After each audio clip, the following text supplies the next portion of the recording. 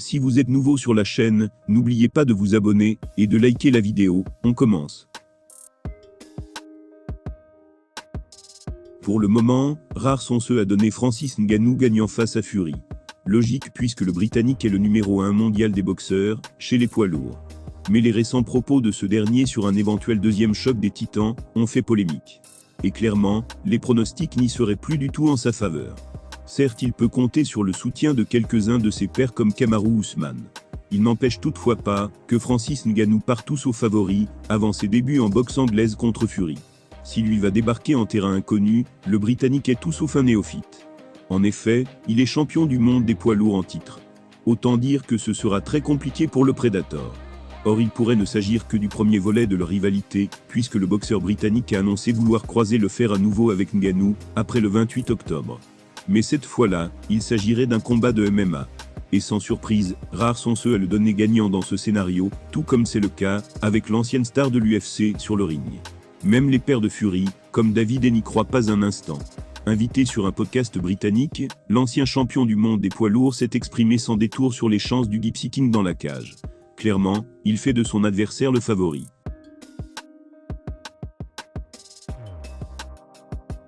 Voilà ces mots, qui pourrait l'arrêter, si Ngannou met en place un étranglement arrière sur Fury. Personne ne pourrait l'arrêter, il pourrait probablement le tuer. Physiquement il est presque impossible de le stopper, il faudrait lui tirer dessus.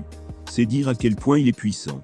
Si Ngannou a dominé la scène des poids lourds à l'UFC pendant longtemps, ce n'est pas pour rien.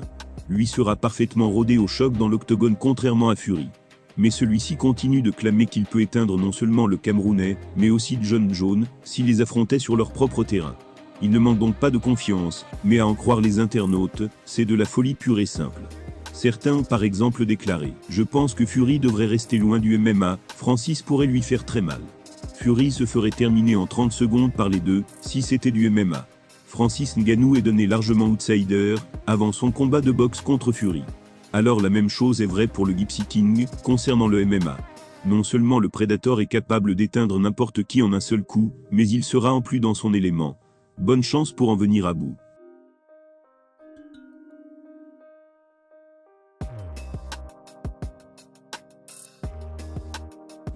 Quand reverra-t-on Conor McGregor dans un octogone?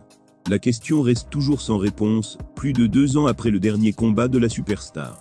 S'il est remis de sa grave blessure, le Notorious ne cesse de repousser la date d'un comeback et inquiète par son attitude. Interrogé à son sujet, Dana White s'est exprimé sans détour. Lui affirme que son grand retour aux affaires aura lieu dès 2023, qu'il va affronter Chandler, ou encore Justin Gaethje, voire même monter chez les poids moyens.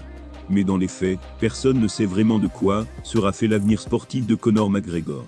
D'une part, il ne peut pas encore renfiler les mitaines, puisqu'il fuit toujours les contrôles antidopage de l'USADA, ce qui lui vaut de vilaines accusations. D'autre part, il faut dire que le comportement de l'Irlandais prête souvent à confusion. Entre ses messages insultants pour ses pairs à l'UFC, ou encore ses déclarations contradictoires.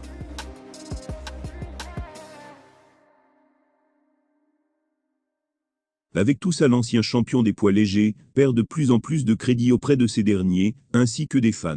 Après l'UFC 293, c'est même le Français Kevin Jousset, fraîchement signé par la Ligue de MMA, qui l'a renvoyé à ses études. Porte-étendard de l'UFC, McGregor a littéralement révolutionné le MMA en matière de gains financiers. Mais tout cet argent a-t-il fini par lui faire perdre pied sur le plan sportif?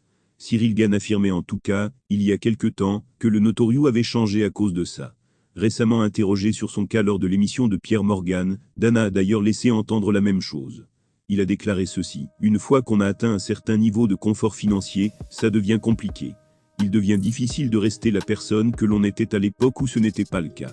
Ça devient presque impossible d'être aussi affamé qu'avant, travailler aussi dur, et être aussi dévoué au sport ou au métier que l'on pratique. Croyez-moi, l'argent change tout, et Conor a gagné ce genre d'argent. Ce n'est pas une critique, c'est juste un fait. »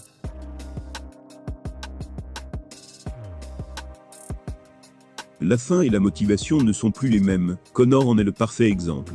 Tout ce dont il a toujours rêvé, et tout ce dont il n'aurait jamais pu rêver dans sa vie, il l'a aujourd'hui. C'est difficile de passer tout l'été sur un yacht, et de se dire qu'il faut retourner à la salle de sport, et recommencer à travailler. Et encore une fois, ce n'est pas une critique, c'est la vie. Surtout dans le monde des sports de combat. Loin de lui jeter la pierre, le grand patron de la fédération de MMA se montre réaliste. En devenant aussi riche, et ayant régné sur sa division pendant des années, le natif de Dublin a peut-être perdu un peu de son esprit de compétition. De même que son envie de s'entraîner quotidiennement. La dernière virée du Notorious dans la cage remonte à 2021, et qu'il reste sur 3 défaites en 4 combats. Il y a de quoi aller dans ce sens. L'argent change les gens, c'est un adage qui ne date pas d'hier, et il s'applique probablement parfaitement à Conor McGregor. L'Irlandais a déjà tout accompli, il est devenu multimillionnaire, et a été champion à l'UFC. Il a également révolutionné sa discipline. Qu'il ait un peu perdu de sa flamme ne serait donc pas surprenant.